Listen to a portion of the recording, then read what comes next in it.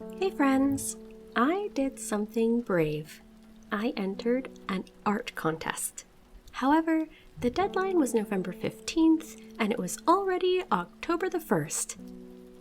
Knowing how many times my plans go to plan, could I really research the architecture of the time period and location, plan a storefront, build it, paint it, and overthink all the details in time? Only one way to find out. Let's go. Armed with the contest prompt and this image of the shop's interior, I got to work. And by got to work, I mean I got on Google Maps and wandered around Windermere and Ambleside for inspiration. I've been avidly following news about the upcoming indie game Strange Antiquities, which is set in the same universe as one of my favorite games, Strange Horticulture. So when the Windermere Herald posted that there would be an art contest where you got to imagine the storefront, I had to try. I drew up a bunch of patterns and cut them out with my optic. I've made a book nook laser cut pattern before, but this time I wanted to try cutting different shapes to layer together. I also think I found one of the reasons my plans don't go to plan. This is the plan. This window mullion pattern is visible here in the screenshot, and I repeated it several times to make a nice wide front window for the shop. Yes, I know there's just one in the screenshot, but I have a plan for that later.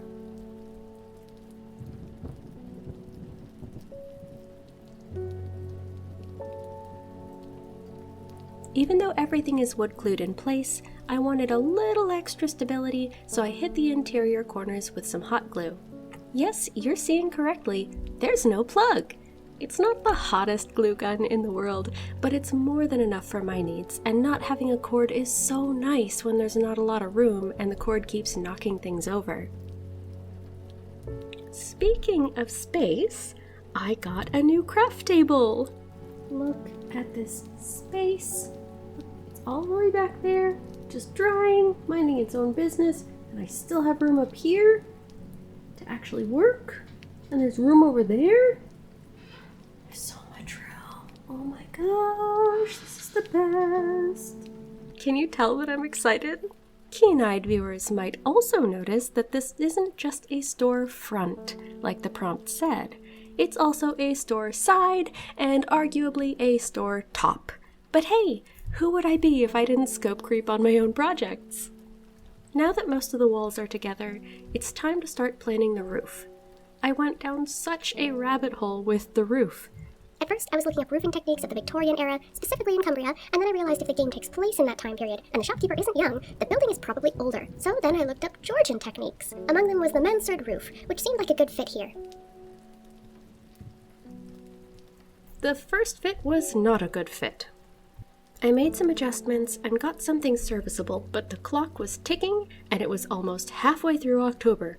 It'll be better once the shingles are on. While I was fiddling with the roof, my laser cutter was hard at work.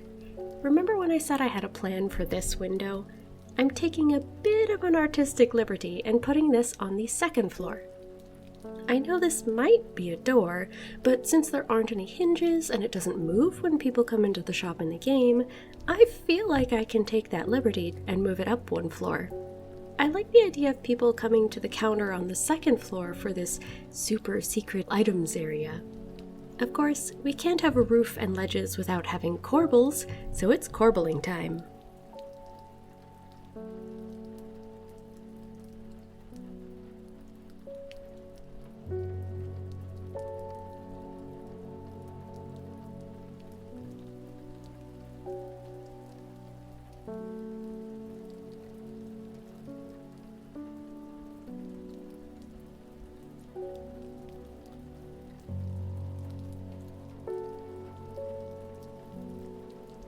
And now that there are pretty corbels, don't those edges look weird?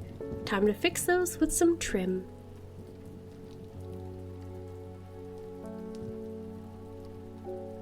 Now that the main structure was done, I Mod Podged the whole thing. I don't know if it was entirely necessary, but I didn't want the paint seeping into the wood differently depending on the grain. I wanted it to look more like a painting than a realistic structure, if that makes sense. Am I starting the overthink all the details part of the project? Yes, I am. Time to start painting! Remember that list and what I said about scope creep? Just as a time check, this was already October 20th, and I hadn't put in the window glass, shingled the roof, or added the store sign. I started with a cool gray everywhere. I thought the building should have a stone facade, and mixed in a little brown every once in a while for a vaguely abstract fieldstone look. Once it was sufficiently faux rocky, it was time to move on to the wood. Even though I hadn't seen this particular color on any of my inspiration shots, I wanted it to be a rich, warm wood like the screenshot. Luckily for me, there is so much detail and care put into these games, so there are plenty of motifs to play off of.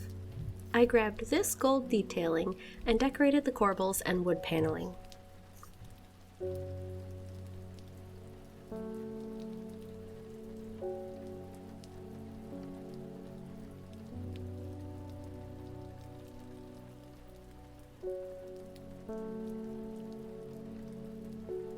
Shingling time! I skipped over making the actual sheet of shingles since I have a tutorial here. It's super easy, just some napkins, thin cardboard like a pasta or cereal box, watered down white glue, and paint. Then you just have to find a good YouTube video to put on to distract yourself from the endless cutting and gluing.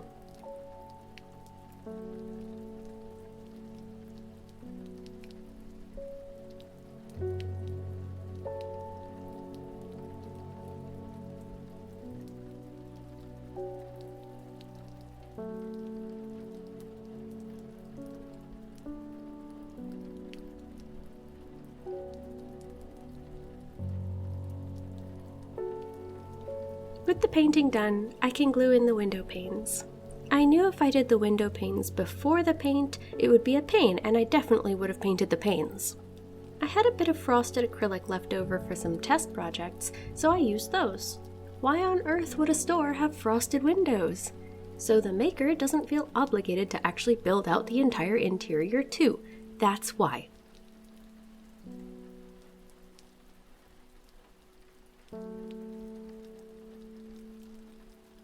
Once again, I have run out of super glue. Good thing I have a glue hoard!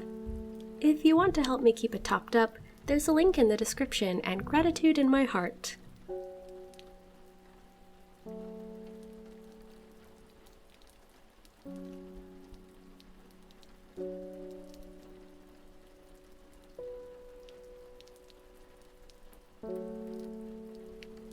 The main structure is done, but it looks so empty.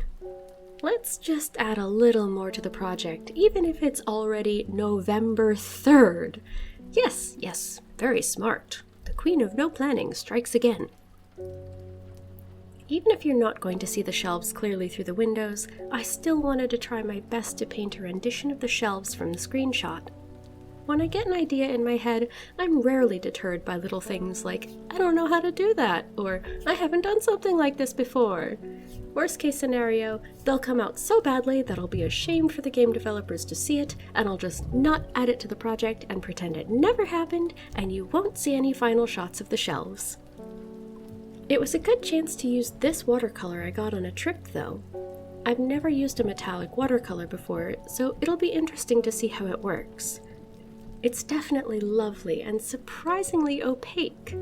I guess in my head I thought this was going to be something I needed to layer a few times, but it's kind of a one-coat wonder.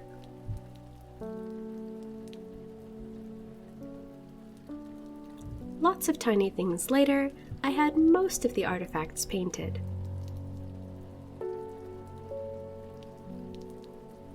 To quote North of the Border, they're not just good, they're good enough, especially behind frosted glass.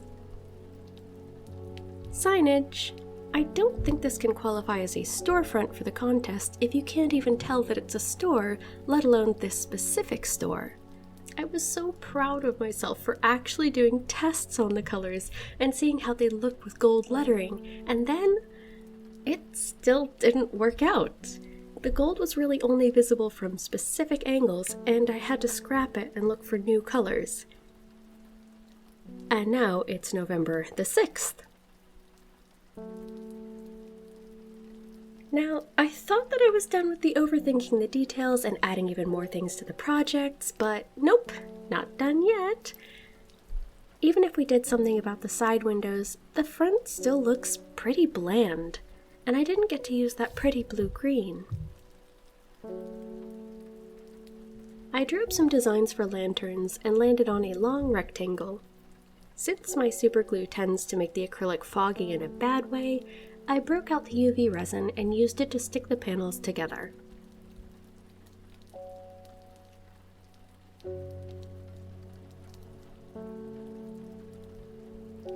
I couldn't get that pretty blue-green out of my head, so I decided to use it in the lanterns as a stained glass look. This was my first time trying to paint on acrylic while trying to make it as transparent as possible while using acrylics, so it took me a minute to find the right consistency. I painted on some details using another of the designs in the screenshot and added a cap and base. I'm very proud of myself with these, not just because they ended up looking really cool, but because after some heavy internal debates, I did not decide to add actual LEDs. Mostly because it was November the 8th, and not because I actually had true self-control. The installation fought me a little, but I won the battle. But do you know which battle I lost? This one. I checked Reddit, and lo and behold, some new information. The shop is located at the corner of Guild Street and Holly Road, so of course it needed signage on the building.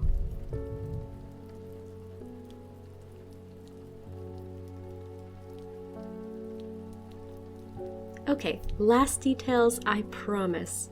We can't have a lifeless shop, and it's November the 11th, so I'm making Eli White, the shop proprietor, and Jupiter the cat, aka the real boss, as silhouettes instead of fully painted. And here's where our journey finally ends. What day do you think it is? Leave your guess in the comments while enjoying the tour of the final submission. I had so much fun bringing this to life, and now I know so much more about the maintenance and restoration of mansard roofs, which is definitely information I'll need in my New York apartment daily life.